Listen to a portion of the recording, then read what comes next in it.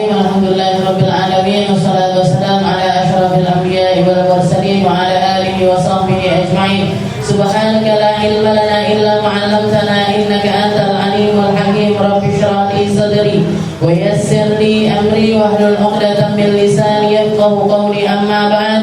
Alhamdulillah ala nikmatil Islam, alhamdulillah ala nikmatil iman, wa kafa biha min ni'mah. Alhamdulillah, segala puji bagi Allah Subhanahu wa ta'ala yang memberikan kita berbagai macam kenikmatan sehingga kita didudukkan di tempat yang mulia ini, di waktu yang mulia ini bersama orang-orang mulia dengan manusia-manusia yang memiliki tujuan yang sama, yaitu mencari ridhonya Allah ta'ala, mencari selamat dunia akhirat, nyari perkara-perkara yang baik di dunia untuk kita tuai, untuk kita ambil atau kita panen kebaikannya itu di sisi Allah Subhanahu wa ta'ala. Mugi-mugi kita jadi hamba-hamba yang selalu diistiqomahkan sama Allah ta'ala, dikasih tulusnya hati, dikasih pikiran yang jernih, dikasih lapangnya hati untuk menerima segala takdir yang Allah ta'ala gariskan untuk kita. Semua hal yang Allah ta'ala berikan kepada kita telah Allah ta'ala berikan untuk manusia-manusia terdahulu. Kita tinggal mengikuti yang baik dari mereka, kita tinggal nampakin yang baik dari mereka, kita tinggal nirukan yang baik-baik tentang mereka, sehingga kebaikan kita disambungkan dengan kebaikannya mereka di dunia dan juga di akhirat nanti. Orang baik sudah berlalu, orang jahat juga sudah berlalu. Tinggal nirukan yang baik-baik dan kita hindari perkara-perkara yang buruk yang dilakukan oleh manusia-manusia terdahulu. Ini semuanya adalah sunnatullah. Ini semuanya adalah jalan hidup yang Allah ta'ala jalankan untuk umat manusia, karena memang semua perkara itu sudah diperlihatkan di awalnya, sudah diperlihatkan untuk diturunkan sama orang-orang yang ada di bagian akhir. Kita lanjutkan pembahasan kita. Kalau kemarin kita bahas tentang wattihamun nafsi wa adamur ridha anha wa bughdu syaitan wa bughdu dunya wa bughdu ahlil ma'asi. Oke, ini bahas tentang kebencian-kebencian, perkara-perkara yang harus kita benci atau sesuatu yang memang harus kita musuhi. Oke, sesuatu yang memang harus kita musuhi. Manusia ini punya 4 musuh. Oke, kita ini manusia ini punya 4 musuh. Musuh pertama kita adalah nafsu kita sendiri, dan musuh kedua kita adalah hawa.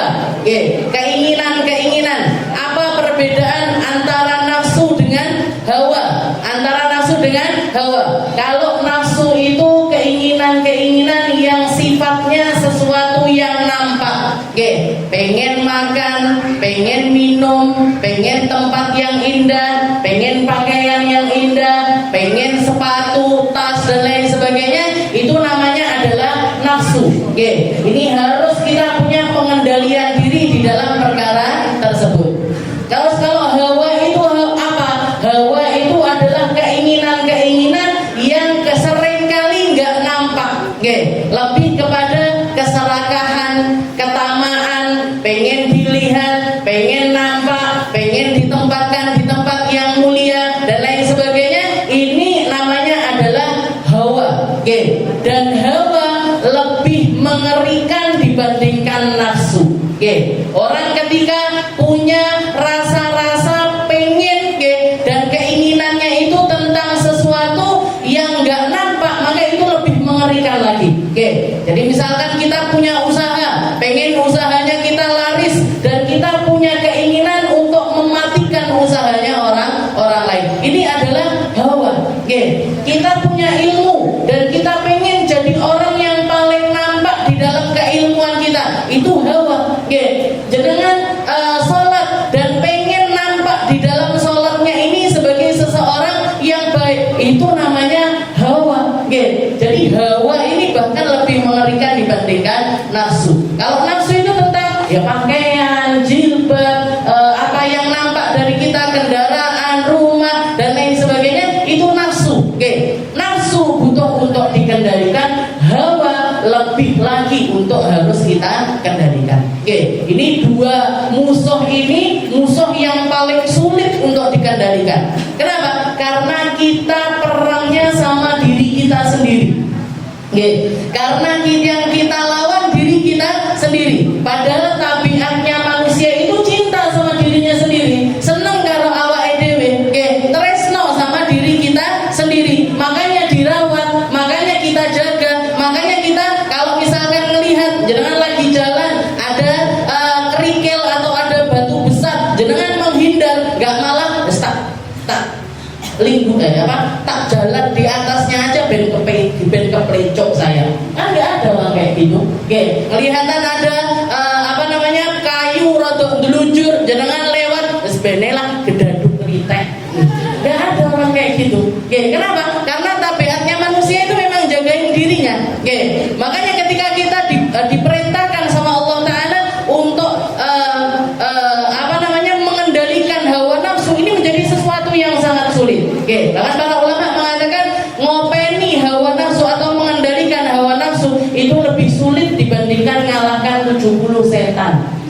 Setan 70 sama kita ngelawan diri kita sendiri, ini lebih sulit kita mengendalikan diri kita sendiri. Nah, ini musuh kita yang pertama ya, dan yang kedua nafsu sama hawa. Lalu yang ketiga dan yang keempat yang kemarin kita bahas dan yang hari ini akan kita bahas. Yang ketiga adalah bughdus syaitan wa bughdud dunya.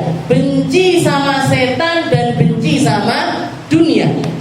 Benci sama setan dan benci sama dunia. Ini perkara-perkara yang harus kita musuhi.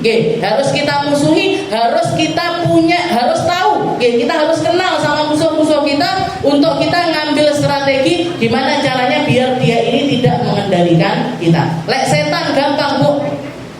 Kalau setan itu gampang, kita cukup ngomong a'udzubillahi minasyaiton. Ya Allah, saya berlindung kepadamu dari godaannya setan. Hilang setannya.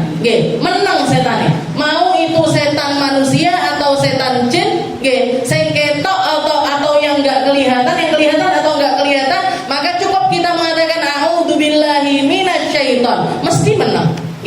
Jangan lagi ngaji sebelahnya omong dewe. Jangan alhamdulillah. Mesti menang. Karena memang setan ini minal jinnati wan nas. Qul a'udzu birabbin nas, malikin nas, ilahin nas, min syarril waswasil khannas, alladzi yuwaswisu fi sudurin nas, minal jinnah wan nas.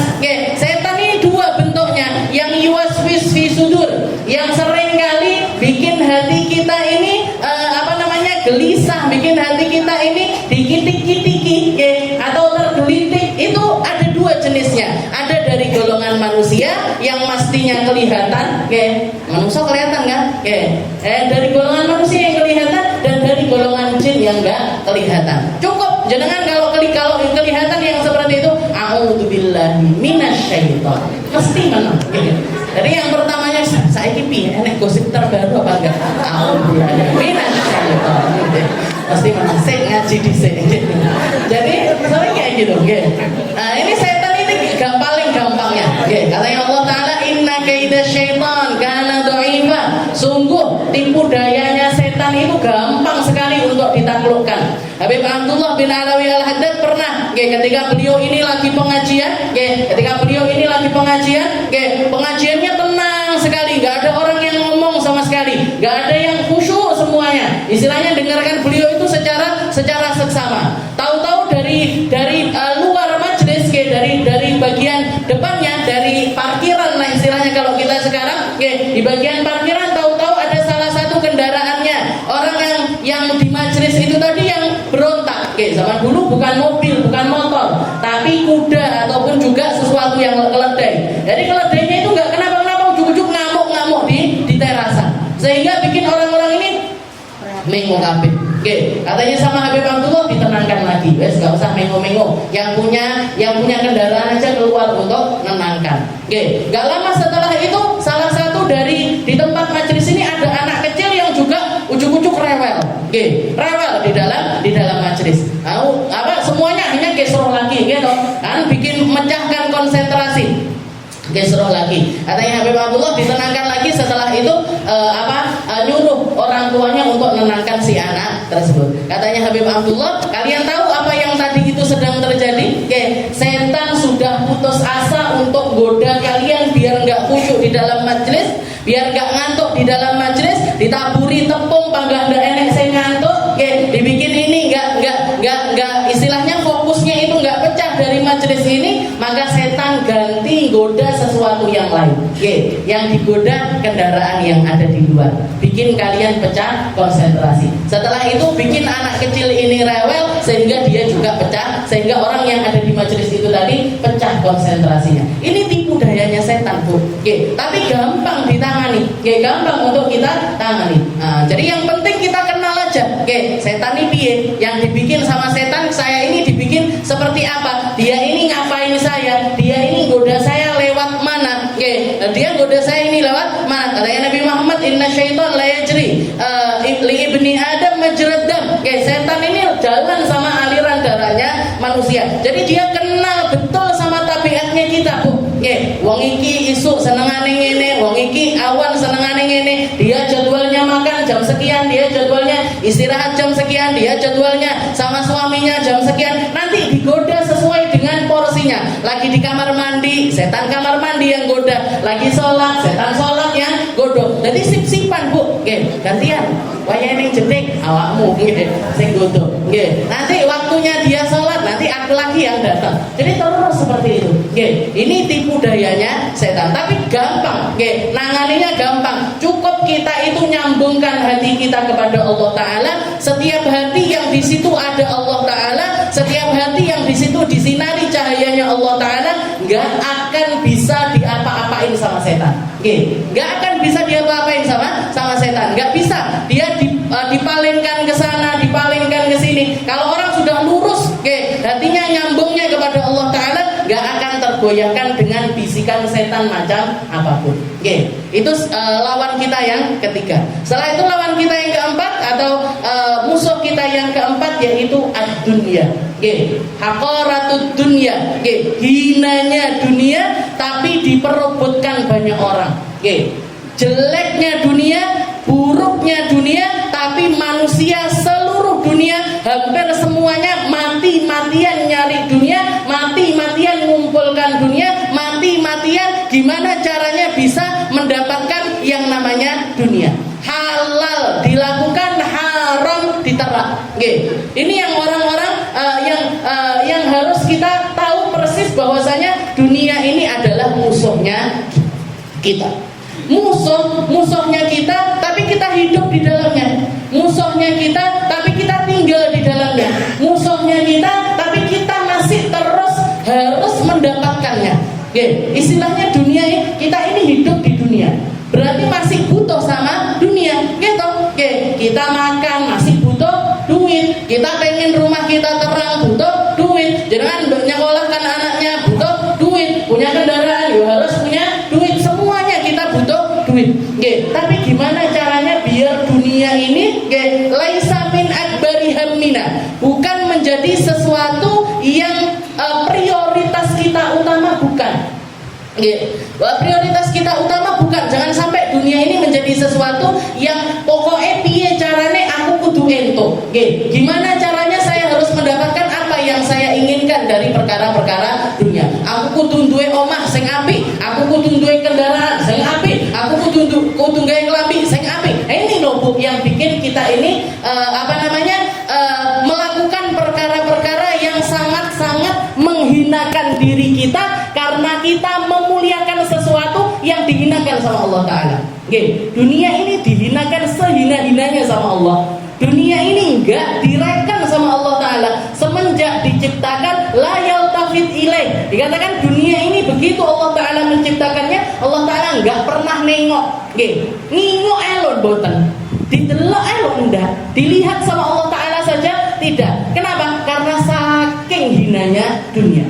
Dan kenapa kok Allah Ta'ala menganggap dunia ini sesuatu yang gak ada nilainya sama sekali. Gak ada nilainya sama sekali. Makanya Nabi Muhammad mengatakan laukana lid dunya alallahi janaha ba'udah. Katanya di dalam hadis qudsi Nabi Muhammad mengatakan kalau misalkan dunia ini ada nilainya di sisi Allah Ta'ala, barang satu sayapnya nyamuk saja, satu sayapnya nyamuk setara dengan ada nilainya dunia di sisi Allah Ta'ala itu sekecil itu. Katanya Allah Ta'ala masaqa kufar. Allah Ta'ala nggak akan ngasih minum sama orang kafir. Bukti, tapi realitanya apa? Orang muslim bisa makan, bisa minum, orang kafir juga bisa. Orang muslim bisa punya rumah bagus, punya kendaraan bagus, punya harta duniawi dan lain sebagainya. Orang kafir juga bisa. Berarti apa? Tidak ada nilainya sama sekali di sisi Allah Subhanahu wa Ta'ala. Bahkan Nabi Muhammad SAW mengatakan, kalian kalau mau tahu nilainya dunia, bukan dunia yang kita miliki, tapi dunia mulai dari zamannya Nabi Adam sampai akhir zaman. Dunia yang dimiliki sama seluruh manusia. Bahkan Nabi Allah Sulaiman sekalipun, bahkan Raja Nabi Allah Daud sekalipun, bahkan Fir'aun sekalipun masuk di dalam kategori dunia ini. Oke, dunia itu kalau kita mau tahu nilainya, kayak satu gelas air kita celupkan jari kita di dalamnya. Oke, mata khruj minha, apa yang nempel ikut sama kita, apa yang nempel bersama dengan jari kita, itu nilainya dunia dibandingkan akhirat. Oke. Sepiro bu yang nempel. Padahal akhirat ini bukan gelas, bisa ember, bisa lautan, bisa sungai, bisa air yang lebih banyak lagi kita ambil. Cuman setetes, 2 tetes yang nempel di jari kita, itu permisalannya dunia. Itu permisalannya dunia. Jadi nggak usah ngoyo-ngoyo nemen-nemen. Istilahnya jenengan kerja, iya. Kerja pun karena Allah, ngopeni pekerjaan pun juga karena Allah, istiqomah bekerja pun juga karena Allah. Kenapa? Karena ketika kita dikasih nikmat jalan rezeki dari Allah, salah satu hal yang perlu kita lakukan adalah mensyukuri nikmat tersebut. Biar apa? Biar gak pergi nikmatnya. La in syakartum la azidannakum wa la in kafartum inna adzabi lasyadid. Kamu kalau tak kasih nikmat, syukur sama nikmat itu, nanti tak kasih lebih lagi, katanya Allah Ta'ala. Kamu punya kenikmatan. Kita juga salah satu kenikmatan yang Allah Ta'ala berikan kepada kita. Misalkan kita dikasih pekerjaan sama Allah, kita dikasih gawean sama Allah Ta'ala. Jenengan dikasih rezeki lewat jualan pecel misalkan, lewat jualan es misalkan, lewat jualan makanan, minuman, pakaian, kendaraan dan lain sebagainya. Jenengan dapat pekerjaan di situ, maka syukuri pekerjaan itu. Dengan cara apa? Dengan cara kita bersungguh-sungguh di dalam ngopeni pekerjaan tersebut. Itu sebagai, jadi benar seriusnya kita di dalam bekerja itu sebagai bentuk syukurnya kita, bukan bentuk kita ketunyan.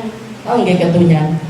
Bukan bentuk kita rakus sama dunia, bukan, tapi sebagai bentuk syukur kita kepada Allah Subhanahu wa Ta'ala. Jenengan punya kerjaan, dikasih rezeki dari jalan tersebut. Diopeni bu, diopeni. Kalau jualan makanan, tempatnya dibersihkan, makanannya rasanya dijaga, harganya dijaga, ngeladeni pelanggan itu dengan baik. Ngeladeni pelanggan. Jadi segala hal yang jadi potensi biar kerjaan kita ini maju, kita lakukan. Kita lakukan. Sampai kapan Ustazah? Sampai mentok itu sudah nggak lagi jadi jalan rezekinya jenengan. Sampai mentok nggak bisa lagi jadi jalan rezeki. Kayak misalkan apa? Jenengan sudah berusaha sekuat mungkin.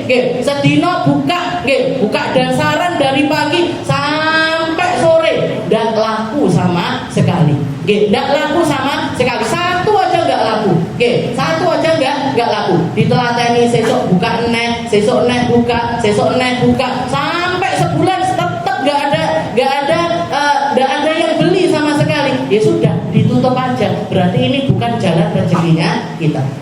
Tapi kayaknya hampir nggak ada bu orang kerja yang sampai seminggu 2 minggu nggak kepayan nih, nggak ada. Yang penting kita bekerja serius semuanya, dibenahi dengan benar. Setelah itu ya promo. Kalau misalkan jenengan dodolan, yo ngasih tahu orang, cuma meneng tok.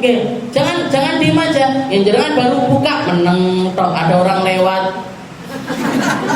Koncone udah diomongin, aku dodolan loh saiki, aku dodolan, saya punya usaha ini loh, saya punya usaha ini. Ya tahu bu, marketing itu namanya. Jadi jualan, namanya orang jualan, tugasnya penjual ya dodolan. Tugasnya orang jualan itu ya bakul, tugasnya bakul ya dodolan. Makanya jenengan kalau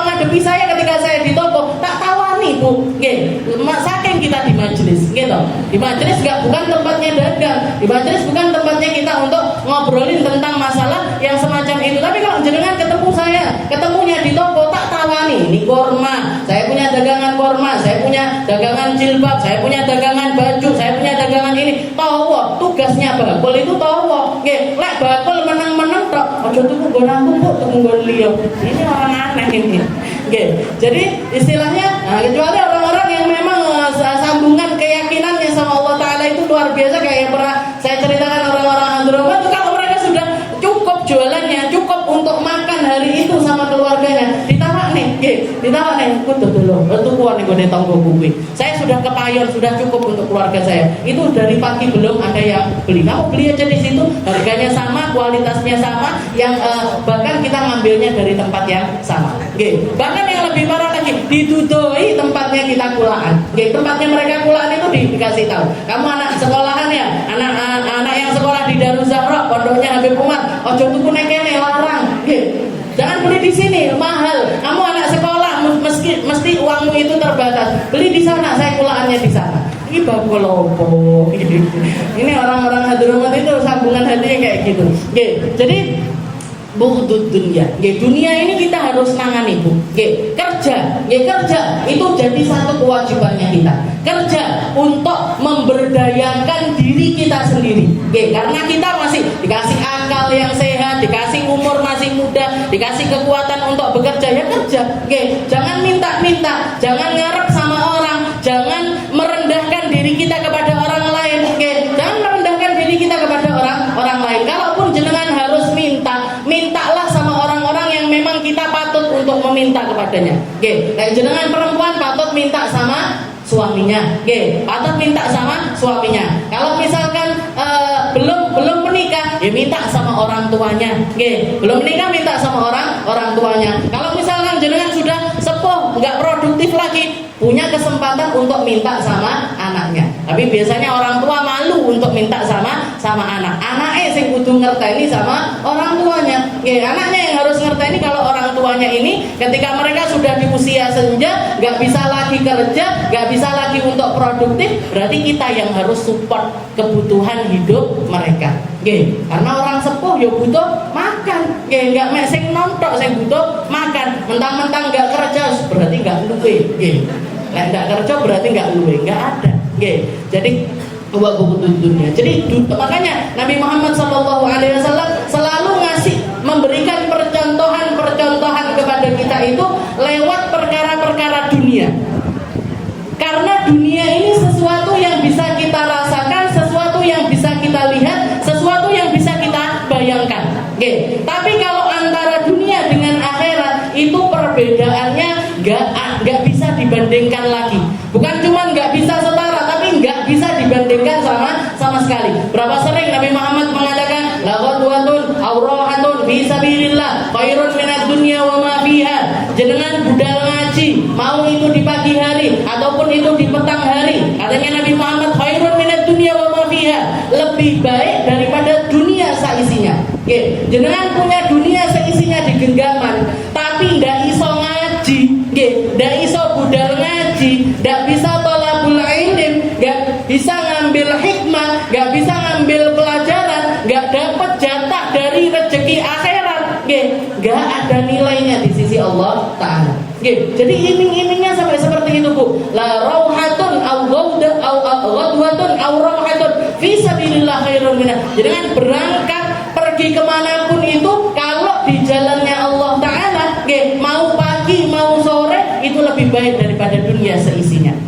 Rakaatan fajar khairun minad dunya wa ma fiha. 2 rakaat sebelum sholat subuh lebih baik daripada dunia seisinya. Lebih baik daripada dunia seisinya. Jangan jadi di hadis yang lain Rasul juga mengatakan qaulu ahadin subhanallah walhamdulillah wa la ilaha illallah wallahu akbar khairun minad dunya wa ma fiha. Kita dikasih lisan bisa ngomong subhanallah walhamdulillah wa la ilaha illallah wallahu akbar khairun minad dunya wa ma fiha. Lebih baik daripada dunia seisinya. Ini untuk apa? Untuk malingkan kepala kita seutuhnya, Bu. Untuk malingkan pikiran kita seutuhnya, bahwasanya apa yang kamu nilainya di sisi Allah Ta'ala gak bisa dibandingkan kalau kamu yang kamu buru adalah perkara akhirat. Nggih, mek maca subhanallah, subhanallah, subhanallah, nggih. Dikatakan juga Rasulullah mengatakan satu tasbihnya kita, satu tahlilnya kita, satu kalimat kita di dalam memuji Allah Ta'ala gharsatun fil jannah. Itu kayak kita nanam bunga di surga, kayak kita nanam pohon di dalam surga. Mungkin orang yang nanam pohon gak manen pohonnya, mungkin orang yang menghiasi rumahnya gak masuk ke rumahnya, mungkin orang yang punya rumah di surga gak akan dimasukkan ke dalam surga, gak mungkin. Oke, jadi openono akhiratmu, walal akhiratu khairun wa abqa. Gitu. Akhirat itu lebih baik, bukan cuma lebih baik, lebih kekal. Kamu di dunia ini cuma berapa tahun? Di akhirat selama-lamanya. Kamu di dunia ini berapa lama? Di akhirat selama-lamanya. Kamu di dunia ini bisa punya komunikasi sama berapa orang? Kamu di akhirat sama semua orang. Mukmin min zamani Adam ilal akhirah. Oke, kamu kalau masuk ke dalam surganya Allah Ta'ala, yang kamu temuin siapa aja? Yang kamu temuin semua orang baik, mulai dari zamannya Nabi Adam sampai akhir zaman Nabi. Kita akan ketemu. Kalau masuk surga, Bu, ketemu sama Nabi Adam, ketemu sama Nabi Nuh, ketemu sama Nabi Lut, ketemu sama Nabi Musa, Nabi Isa, Nabi Muhammad sallallahu alaihi wasallam. Itu orang-orang mulia yang akan kita temui di akhirat. Makanya cari sambungan sama orang-orang baik di dunia dengan harapan kita tersambung sama orang-orang baik di akhirat nanti. Gak ada bandingannya tuh dunia sama akhirat. Dan dunia ini selalu modelnya seperti itu. Oke, orang yang sadar tentang perkara dunia, dia yang dapat rahmatnya Allah. Yang gak sadar tentang bahayanya dunia akan terus-terusan hidupnya ini dan masuk satu kekhawatiran, keluar kekhawatiran yang lainnya, masuk satu khawatir yang lainnya, keluar ke kekhawatiran yang lainnya, terus sumpek satu, sumpek lain, gak ada habisnya, mati ndak gowo apa-apa. Ini permisalannya orang ahli dunia.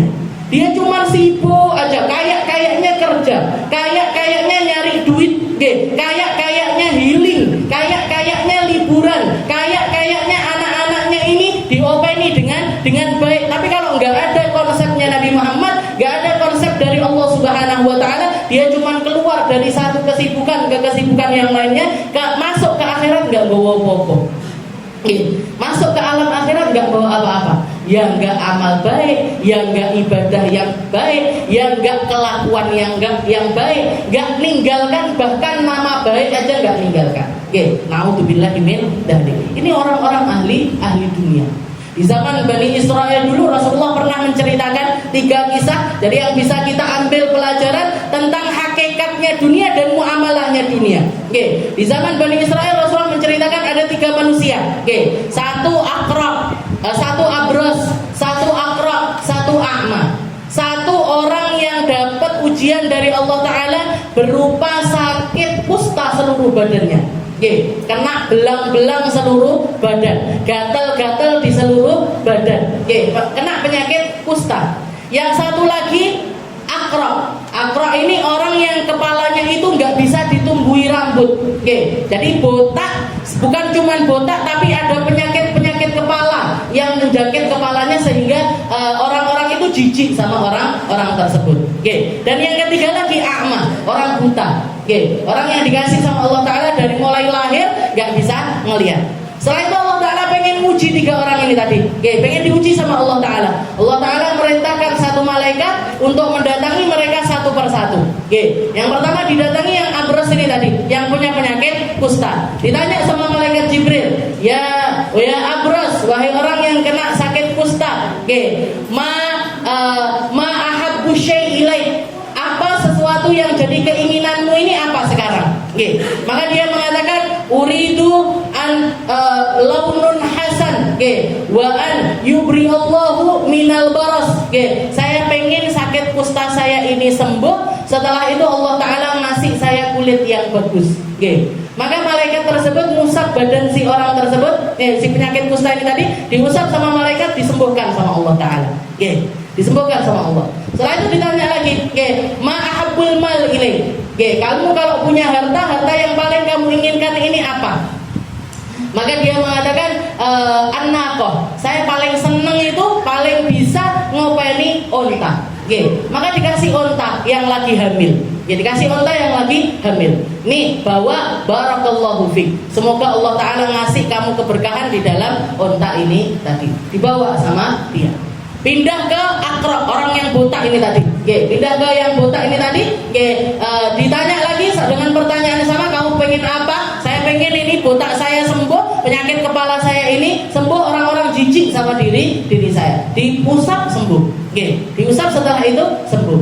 Begitu sembuh, kamu paling senang harta apa? Saya paling senang bakor. Saya paling senang sapi. Saya paling senang sapi. Dikasih sapi lagi hamil, barakallahu fik. Semoga Allah Ta'ala ngasih berkah sama kamu. Yang ketiga a'ma, yang buta ini tadi. Yang buta ditanya juga, kamu pengen apa? Saya pengen mata saya bisa ngelihat lagi, diusap bisa ngelihat lagi. Kamu paling senang harta apa? Saya paling senangnya ghanam. Saya paling senangnya kambing. Kasih kambing lagi hamil, dibawa. Semua bawa satu persatu dari hartanya. Dari doanya malaikat diberkahi sama Allah Ta'ala sampai lihada wadin minal ibil wa lihada wadin minal bakar wa lihada wadin minal ghanam. Yang ini sampai punya onta itu sampai ngiteri bukit. Yang satu lagi punya sapi sampai ngiteri bukit. Yang satu lagi punya kambing juga sampai ngiteri. Jadi wong sugih. Jadi orang yang kaya raya semuanya. Setelah itu datang malaikat lagi, datangin lagi tapi dengan model yang berbeda. Ganti nyerupai mereka seperti mereka sebelum dirubah sama Allah Ta'ala. Datang satu orang, malaikat ini nyerupai sebagai orang yang punya sakit kusta. Didatangin orang yang dulunya sakit kusta ini tadi, ngomong sama dia, inna sesungguhnya aku ini lagi safar. Saya punya penyakit kayak gini, saya lagi safar. Setelah itu di dalam safar saya perbekalan saya habis.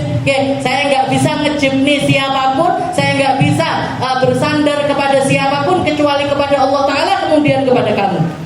Saya mintanya sama Allah Ta'ala, kemudian setelah itu saya minta kepada kamu. Demi zat yang dulunya menyembuhkan kamu dari penyakit yang kamu punya, kasih saya 1 ekor aja dari ontamu. Kasih saya 1 aja, nggak usah banyak-banyak. 1 aja dari ontamu, biar saya bisa balik lagi ke negara saya. Katanya laki-laki tersebut, kalau aku kafirah, gak iso aku. Tanggunganku saya akeh. Utang saya masih banyak, tabungan saya banyak, saya tak apa ini akeh. Saya nggak bisa ngasih kamu satu onta. Bukankah kamu dulu orang yang begini? Kamu dulu sakit disembuhkan sama Allah. Kamu dulu nggak punya apa-apa, orang miskin. Sekarang kamu dikayakan sama Allah Ta'ala. Enggak, salah kamu, salah. Inna hadhil mal kabirun an kabir. Ini harta saya punya warisan dari abah kakek saya. Gak ngaku bu, di dulunya orang miskin. Enggak, ini warisan dari orang tua saya. Maka disumpahi sama malaikat, demi zat yang dulunya bikin kamu sakit sekarang sembuh, yang dulunya bikin kamu miskin sekarang kamu kaya. Semoga Allah Ta'ala mengembalikan kamu sebagaimana kamu pada asalnya. Balik lagi, sakit lagi, hartanya hilang semuanya. Yang kedua juga diperlakukan dengan cara yang sama, dan dia menjawab sama dengan orang yang pertama. Al-huquq katsira, saya punya ini banyak, saya dari dulu ganteng kok ini, dari dulu rambut saya sudah lebat kayak gini. Gak ada yang katanya siapa saya dulunya botak dan lain sebagainya. Inna hadhil mal kabirun yang kabir. Saya dapat ini warisan dari orang tua saya. Katanya malaikat disumpahi dengan cara yang sama. Demi zat yang dulunya miskinkan kamu sekarang ngayakan kamu, yang dulunya nyakitkan kamu sekarang nyembuhkan dirimu, Allah Ta'ala akan balikan kamu seperti sedia, balik lagi seperti yang dulu. Tinggal orang yang ketiga, tinggal si a'ma, orang yang buta itu tadi. Ketika ditanya dengan pertanyaan yang sama, dia mengatakan, ya aku dulu miskin, sekarang dikayakan sama Allah. Dulunya aku buta, sekarang dikasih ngelihat sama Allah Ta'ala. Khud ma syi'ta wa baqi ma syi'ta. Ambil yang kamu inginkan, sisakan yang kamu inginkan, karena semua ini adalah miliknya Allah Subhanahu wa Ta'ala. Maka malaikat tersebut mengatakan, enggak, saya ini malaikat yang dulu datang kepada dirimu, disuruh sama Allah Ta'ala untuk memberikan ikhtibar, ngasih ujian kepada tiga orang, kamu dan dua sahabatmu, yang dua dapat murkanya Allah Ta'ala, kamu tak yang lulus dari ujiannya Allah. Maka silahkan nikmati harta ini tadi dengan cara yang benar, dengan mindset yang benar. Barakallahu lah. Semoga Allah Ta'ala nambahi berkah untuk diri. Dan hakikatnya kita ini orang sama dengan tiga orang ini, Bu. Sama dengan tiga orang ini. Dulu kita nggak bisa apa-apa, sekarang dipisahkan sama Allah Ta'ala. Dulu kita nggak bisa jalan, sekarang bisa jalan. Dulu kita nggak bisa melakukan hal-hal yang ketika kita kecil nggak bisa apa-apa, sekarang dipisahkan sama Allah Ta'ala. Jadi semua yang ada di dalam diri kita ini semuanya kalau kita pikir lagi, kita flashback dulu, nggak ada semuanya yang dari kita ini, nggak ada. Semuanya karunia dari Allah Ta'ala. Saya kalau mikir sekarang ini ngaji, Bu, saya nggak ada cita-cita ngajar, itu nggak ada. Bahkan ngajar itu kayaknya salah satu hobi paling saya nggak senang. Berarti itu tuh hobi gitu. Sesuatu yang paling saya nggak senang dulu di pondok itu ngajar, karena angel istilahnya gitu. Jadi nggak ada saya cita-cita ngajar, nggak ada. Saya nggak ada cita-cita tausiah, dakwah, dan yang nggak punya saya, Bu. Nggak punya cita-cita seperti itu, nggak punya. Tapi ternyata Allah Ta'ala ngasih jalan hidup saya kecil SD. Dulu saya SD 1, setelah lulus SD berangkat mondok.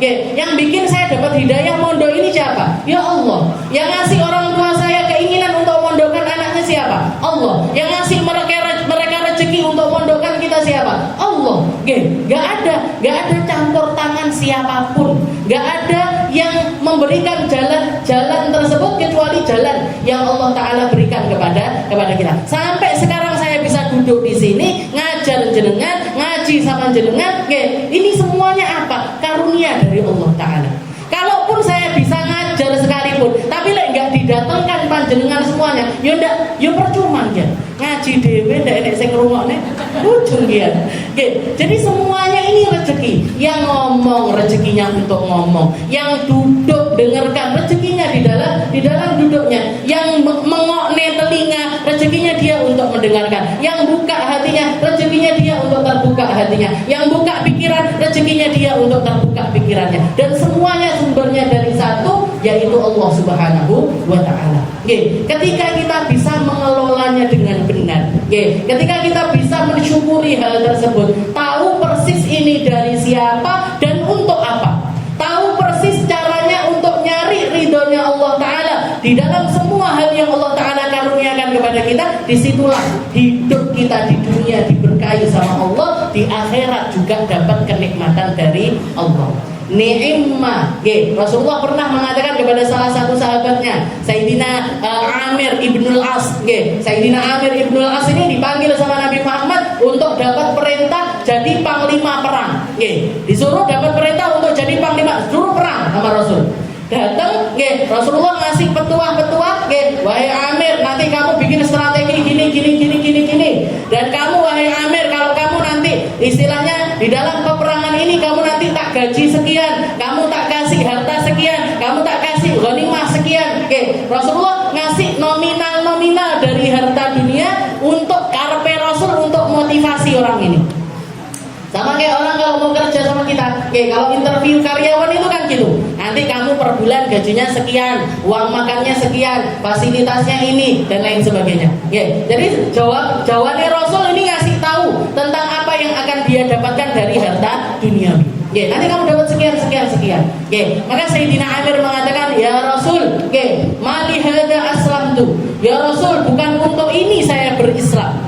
Bukan untuk ini saya berperang, bukan untuk ini saya khidmah sama jenengan ya Rasul. Yang saya dapat hidayah Islam dari Allah Ta'ala, saya dapat kenikmatan untuk menjadi pengikutnya panjenengan, dan saya punya harapan saya dipertemukan sama Nabi di dunia dan kumpul juga sama Nabi nanti di akhirat. Saya nggak pengen ini semua ya Rasul. Nggak usah jenengan ngasih jalan terang ini kayak gini, ini nggak usah, nggak perlu. Saya nggak perlu itu semuanya. Maka Rasulullah mengatakan, ya Amir, ya Amir ibnul As, ya Abdullah, wahai hambanya Allah Ta'ala, wahai hambanya Allah Ta'ala, ni'ma lil malis saleh li rajulin saleh. Katanya Nabi Muhammad, paling nikmatnya harta, paling baiknya harta, paling karunia terbesar yang Allah Ta'ala berikan kepada seorang hamba ketika seseorang itu dikasih harta yang baik di tangan orang baik. Jadi paling besarnya nikmat harta itu kalau harta itu didapat dengan cara yang baik, ditangani oleh orang-orang baik. Ditangani sama orang-orang baik. Karena harta ini kalau sudah di tangannya orang nggak baik, nggak karu-karuan. Harta ini kalau didapat dengan cara yang nggak baik, nggak karu-karuan. Iqab, azab.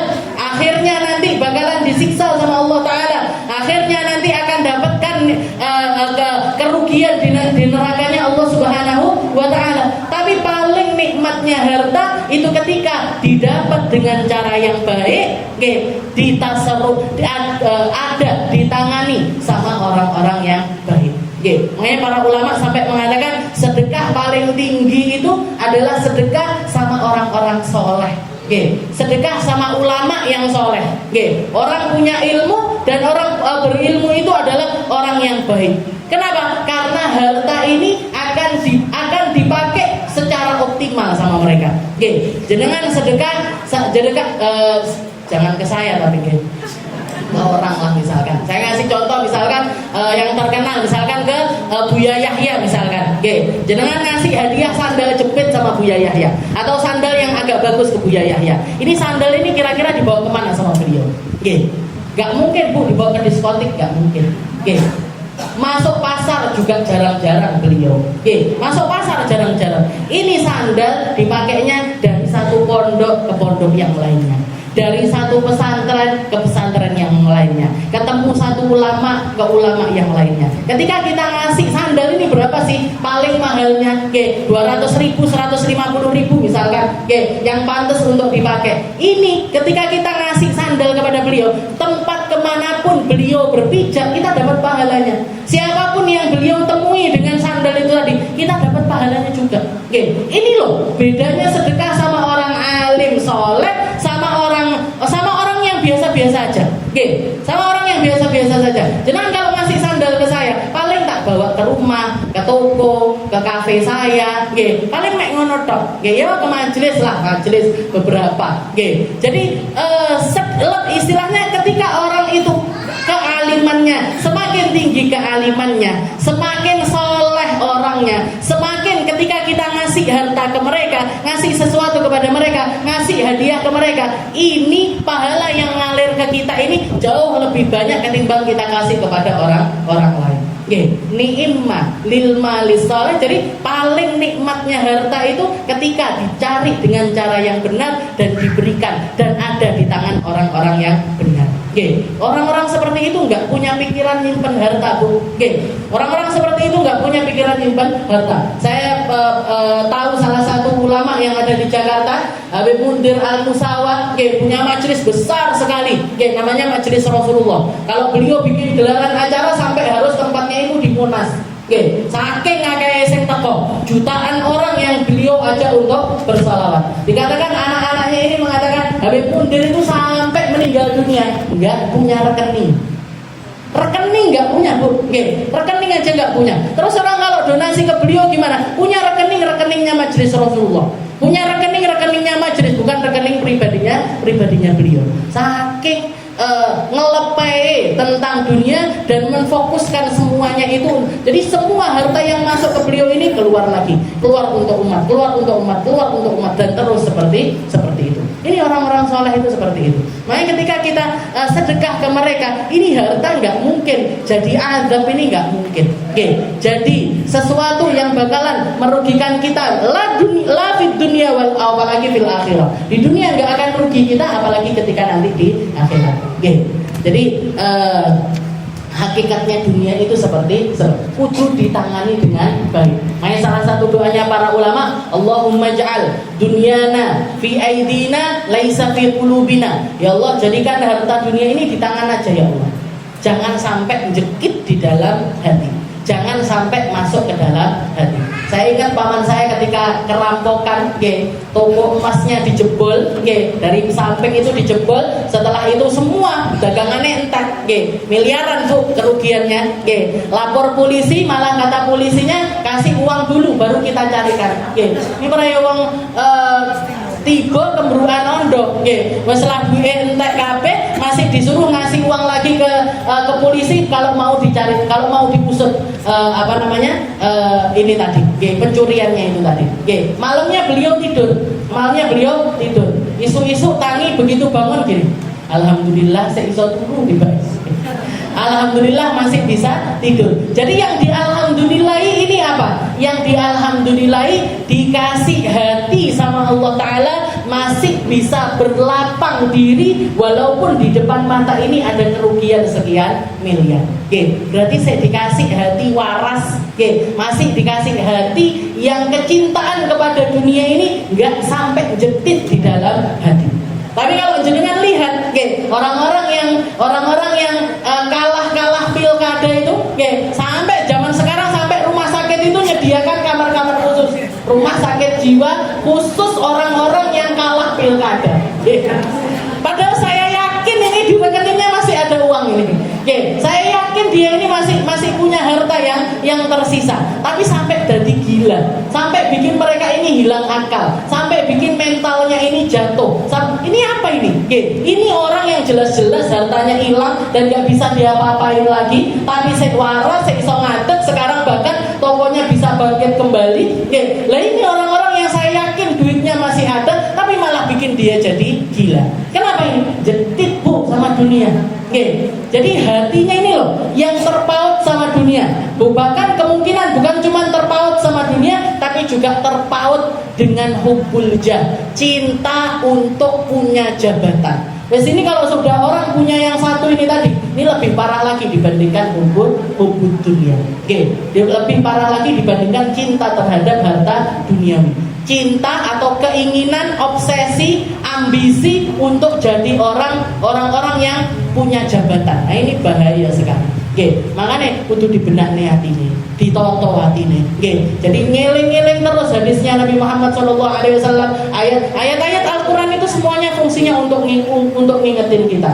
Walal akhiratu khairul laka minal ula. Akhirat lebih utama dibandingkan sekarang ini, dibandingkan keduniaan. Jadi baca Al-Quran itu jenengan resapi, biar kita sedikit demi sedikit dikikis sama Allah Ta'ala. Pautan kita sama dunia, senangnya kita sama harta, senangnya kita di dalam ngumpulkan harta.